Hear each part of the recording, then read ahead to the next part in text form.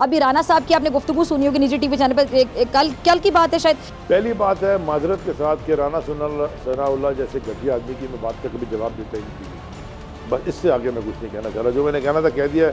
राणा सनाउल्लाह के सवाल का मैं जवाब कोई मुझे देने की जरूरत नहीं है। तो अगर आप लोगों की हुकूमत होती तो ये कड़वा घूंडी की नुतर पे आपको पीना पड़ता, लेकिन अगर आपकी हुकूमत अब नहीं भी है तब भी जो हुकूमती वुज़रा हैं, तर्जुमान, उनकी बातें आप सुन रहे होंगे, वो अभी भी मलबा आप पे फेंक रहे हैं, वो आप लोगों को जिम्मेदार करार दे रहे हैं, क्योंकि इनके बकौल हुकूमत के आप लोगों की बिछाई हुई सुरंगें हैं। फिजा मैं ज़रा आपसे 2-3 सवाल पूछ लेता हूँ, बिकॉज ये 3 दफ़ा बात हो चुकी है। मेरे ख्याल में आपको इन सवालों के जवाब आवाम को भी याद होंगे, आपको भी याद होंगे। ज़्यादा पुरानी बात तो नहीं है, 8-10 महीने पुरानी बात है। जरा मुझे ये बताइए कि जो हमारे दौर की जीडीपी ग्रोथ आई थी वो कितने % आई थी? याद दिला दूं आपको? ठीक है, आपने बड़ी दफा प्रोग्राम में बात की और ये फैक्ट्स बिल्कुल फैक्ट्स भी डिस्कस किए ज्यादा। जी हमने नहीं पाई ना, स्टेट बैंक की ऑफिशियल फिगर्स है। मैं याद दिलाने के लिए ना, मैं आपको नहीं, मैं आवाम को, आपके तवज्जुह से आवाम को याद दिला रहा हूँ।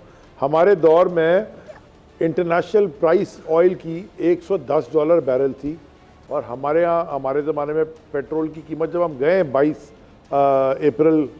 11 अप्रैल 2022 में, तो क्या थी पेट्रोल की कीमत? हमारे दौर में लार्ज स्केल मैन्युफैक्चरिंग बढ़ रही थी कि कम हो रही थी? हमारे दौर में एक्सपोर्ट्स बढ़ रही थी कि कम हो रही थी? बिल्कुल 150 से 250 पे चला गया पेट्रोल। हमारे दौर में टैक्स कलेक्शन बढ़ी के कम हुई? रिकॉर्ड हो गई। हमारे दौर में फॉरेन रेमिटेंसेस पाकिस्तानियों की बढ़ी के कम हुई? बढ़ी। हमारे दौर में आईटी एक्सपोर्ट्स बढ़ी। हमारे दौर में वो वक्त आया जब फैसलाबाद में लेबर की शॉर्टेज हो गई, इतने ऑर्डर्स थे कि लेबर नहीं मिल रही थी, बनिस्बत कंपेरेटिवली टू उस दौर के हमसे पिछली हुकूमत के दौर में फैक्ट्रियां बंद हो रही थी जैसे आज बंद हो रही हैं। हमारे दौर में हमने भी गैस LNG का एक कतर से सौदा किया, जो कि 3 कार्गोज का, जो कि कम में किया। हमारे दौर में हर चीज़ ये सारी चीज़ें जो मैं आपको बता रहा हूँ, ये 2 साल कोविड को भुगतने के बावजूद की बात कर रहा हूँ। ये मैं 70 साल के गंद को साफ करने के साथ साथ बात कर रहा हूँ।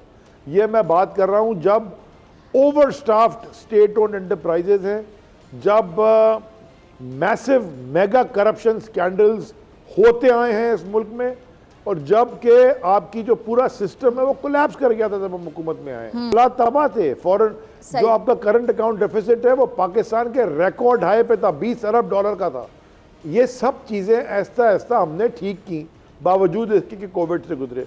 अब इनके टीवी के ऊपर बोलने से कोई फर्क नहीं इसलिए पड़ रहा कि जो भी हो रहा है अवाम को समझ आ चुकी कोई पड़ी है, और जो भी है पॉपुलैरिटी इस वक्त तहरीक इंसाफ की और इमरान खान की पॉपुलैरिटी माशाल्लाह आसमानों को छू रही है। डेली वो हम बेवकूफ़ियाँ कर रहे हैं, डेली हम पे अटैक कर रहे हैं। आपको पता है मैं अभी इस वक्त कहाँ से आ रहा हूँ? मैं खुद बजाते खुद अली जैदी अभी कहाँ से आ रहा हूँ? मेरे साथ मेरे 3 MPs भी थे और बहुत सारे वर्कर्स भी थे और कैंडिडेट्स भी थे। मैं जी आ रहा हूँ इस वक्त बल्दिया थाने से, और उसके बाद साइड थाने से इन्वेस्टिगेशन को ऑफिसर को अपना स्टेटमेंट रिकॉर्ड करा के कि भाई आप दीवार पर लांग के भागे क्यों थे? भैया वो सामने से पथराव कर रहे थे और गोलियां चला रहे थे, और FIR हम पे कटी हुई। अगर ये समझते हैं कि हम पे FIR काट के हमारी लीडरशिप को अरेस्ट करके, आजम स्वाति को, शहबाज गिल को, फवाद चौधरी को, अब हमारे चीफ विप डोगर साहब अंदर हैं, फरूक के पर FIR कट गई है, अब मेरे पे 3 दहशतगर्दी के FIR हैं, और खान साहब के ऊपर शायद 60 है, असद उमर, शाह, हर एक के ऊपर इन्होंने इतनी। अगर ये समझते हैं कि हम पे झूठे मुकदमे बना के और हमको अरेस्ट करके और हमारी ज़बानें बंद करके ये पाकिस्तान की माशी कंडीशन या इकनॉमिक कंडीशन को ठीक कर लेंगे, ये बहुत बड़ी अहमकाना बेवकूफ़ी है, क्योंकि इससे सिर्फ तबाही हो रही है। ठीक है, इसीलिए हमने इसका सोल्यूशन भी दिया है। भैया आपको बड़ा शौक था आने का, घोड़े पे चढ़ के दौड़ाने का, आपको घोड़ा चलाना नहीं आता था, और अब आप घोड़े से गिर भी नहीं रहे और घोड़ा आपसे संभल भी नहीं रहा। आप इस वक्त बिल्कुल तबाही की तरफ पाकिस्तान को, यानी कि दलदल में, क्विक सैंड में धंसते चला जा रहा है। इसीलिए हमने आपसे ये सॉल्यूशन दिया, पूरी कौम के सारे डिसीजन मेकर्स को इलेक्शन करवा लें सुकून से। अवाम का मैंडेट जिसको मिलता है, साफ और शफाफ फ्री एंड फेयर इलेक्शन करवाइए। अवाम का तो अच्छा, जैसे इलेक्शन नजर आ रहे हैं आपको, कितनी अच्छी गवर्नेंस है। हाँ, आपको नजर आ रहे हैं इलेक्शन फिर? देखिए हम तो इलेक्शंस के लिए पुश कर रहे हैं। जिस दिन से रजीम चेंज हुआ या vote of no confidence Khan साहब के खिलाफ आया, देखिए इसलिए कि दुनिया की तारीख में पहली दफा तो नहीं है, और मुल्कों में भी वोट ऑफ नो कॉन्फिडेंस आए हैं, लेकिन जैसे ही वोट ऑफ नो कॉन्फिडेंस आता है वो मुल्क फौरन स्नैप इलेक्शन की तरफ चला जाता है।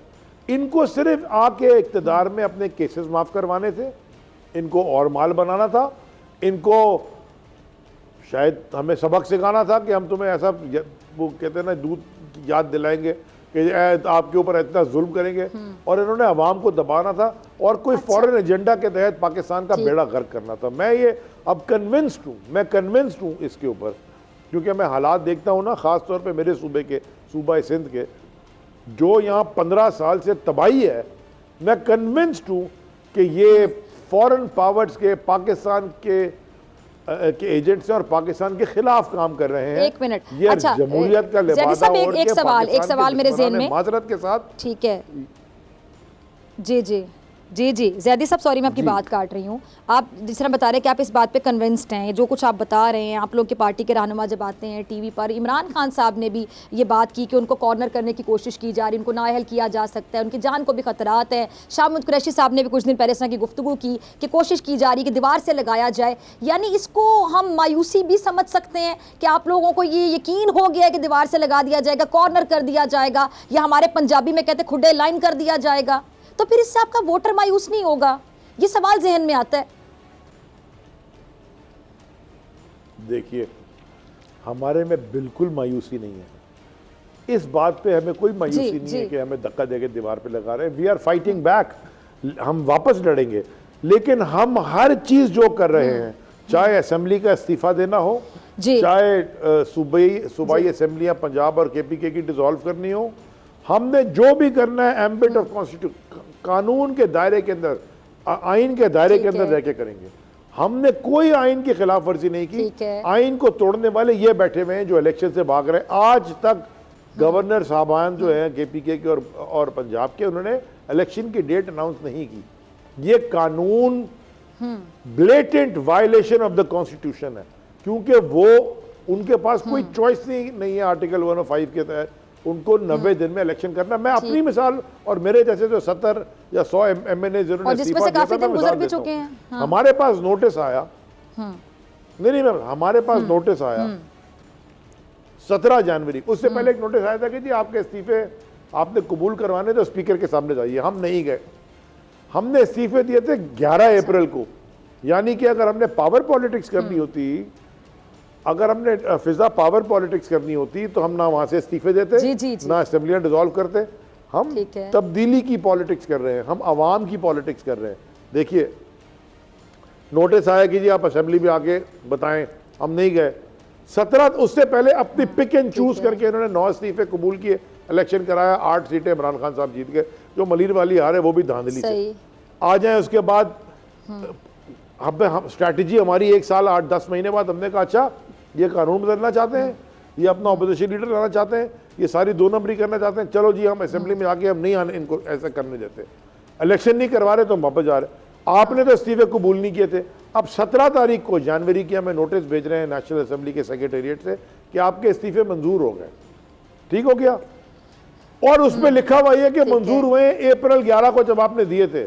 तो भाई ये फिर आइन की खिलाफ वर्जी होगी, क्योंकि अगर आपने किसी नेशनल असेंबली के मेंबर का इस्तीफा कबूल कर लिया, 45 दिन में इलेक्शन होना है, तो 45 दिन 11 अप्रैल से 17 जनवरी से नहीं, हर चीज में ये वायलेशन करते हैं। और ये समझते हैं कि इनको पता नहीं किसकी बैकिंग है, और शायद हमें पता है कि किसकी बैकिंग है, अमेरिका की है कि यहाँ पावर्स की है, आई डोंट नो।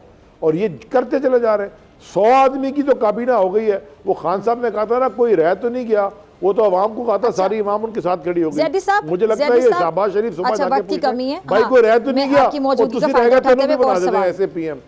तमाशा बनाया हुआ है। तो ज़ैदी साहब ये हुकूमत वाले बड़े कॉन्फिडेंट हैं, वो तो बल्कि इस तरह की भी बातें उनकी सामने आती हैं कि जी जो हम चाहते थे खान साहब खुद ही के चले जा रहे हैं, असम्बलियाँ खुद ही तहलील कर दी, जेल में जारी बातें डालने के ख्वाहिशमंद हैं वो खान साहब को। राना सनाउल्लाह साहब आके अललान टीवी पे बात कहते हैं कि जी हम इनको पकड़ लेंगे, जेल में डाल देंगे, तो वो इमरान खान साहब ने खुद ही कहते जेल बरो तहरीक का ऐलान कर दिया। अभी राना साहब की आपने गुफ्तगू सुनी होगी निजी टीवी चैनल पर, कल की बात है शायद, वो कह रहे थे कि जी हमारे पास जेलों में जगह भी है और जितने लोगों को हमने जेल में रखना है उनके लिए हम एडजस्ट कर लेंगे, वो तैयारी करके बैठे हुए हैं। और उन्होंने ख्वाहिश का इजहार भी किया, आपने सुना होगा कि जी जिस सेल में उनको रखा गया था 6 महीने, वहाँ पे खान साहब को रखेंगे। उन्होंने कहा सब देंगे, रोटी पानी और कुछ चीज़ें नहीं देंगे। अब उनसे क्या मुराद थी मुझे नहीं पता। कैसे देख रहे हैं फिर आप?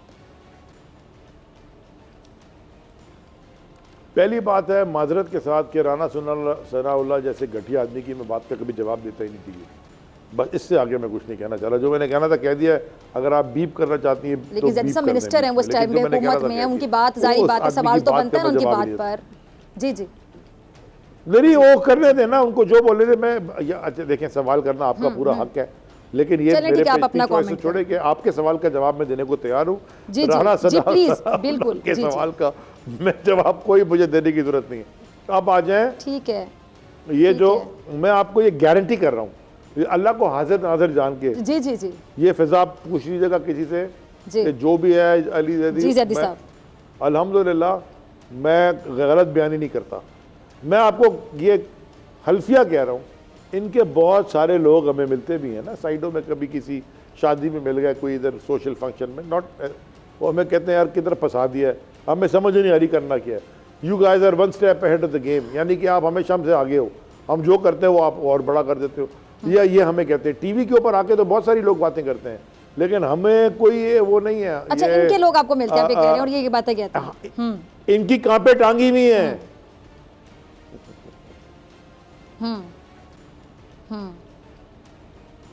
ठीक है, यानी आप कह रहे हैं अंदर खाते इनकी कांपे टांगी हुई हैं और टीवी पर आकर सिर्फ ये वावेला मचाते हैं या सिर्फ ये दावे करते हैं, अंदर से दावे खोखले हैं। 100% correct, exactly that's what I am saying, यही मैं आपसे अर्ज कर रहा हूँ। ठीक है जैदी साहब, आपका लास्ट कमेंट, फिर मुझे शुक्रिया अदा करना है आपका। जी मेरा लास्ट कमेंट मैंने कल भी कहा था एक चैनल पे इंटरव्यू पे, मैं आपसे आपके चैनल के तवज्जुह से, क्योंकि अब आप मेरे ख्याल में पाकिस्तान के इफ़ नॉट नंबर 1 लेकिन टॉप 3 में तो हैं ही, या टॉप 2 में भी शायद हो, शायद नंबर 1 ही हो। देखिए नंबर 1 ही है जैदी साहब, मैं यकीन से कह रही हूं आपको, बोल न्यूज़ नंबर 1 ही है। बिल्कुल आपकी बात पे यकीन कर रहा हूँ। अल्लाह ताला के बाद ना अगर दुनिया में आज किसी से, इस मुल्क में किसी से जस्टिस की तवक्को है ना, वो है आला अदलिया, यानी कि पाकिस्तान की ऑनरेबल सुप्रीम कोर्ट। मैं पाकिस्तान की ऑनरेबल सुप्रीम कोर्ट से आजिज़ाना अपील कर रहा हूँ, सियासत को छोड़ दें।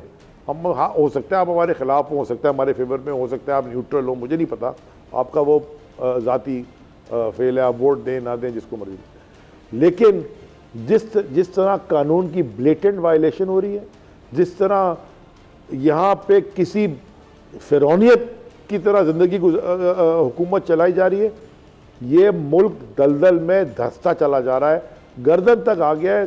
खुदा ना खास्ता ये सर के ऊपर दलदल में ना चला जाए।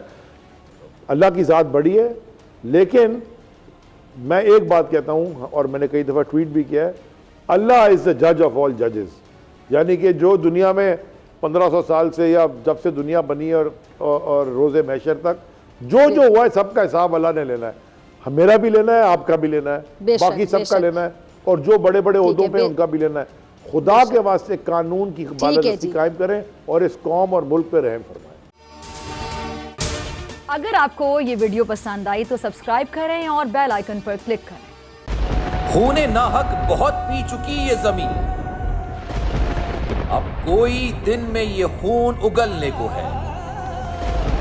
खत्म हो जाएगी ये तमाशागरी, वक्त पलटेगा रोजे जजा की तरह। ये जो पेशावर में ताजा लहू है बहा, एक क़यामत करेगा फलक पर बपा।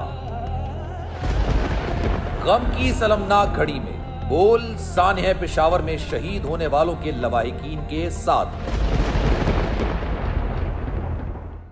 सब्सक्राइब करें और बेल दबाएं ताकि कोई खबर रह न जाए।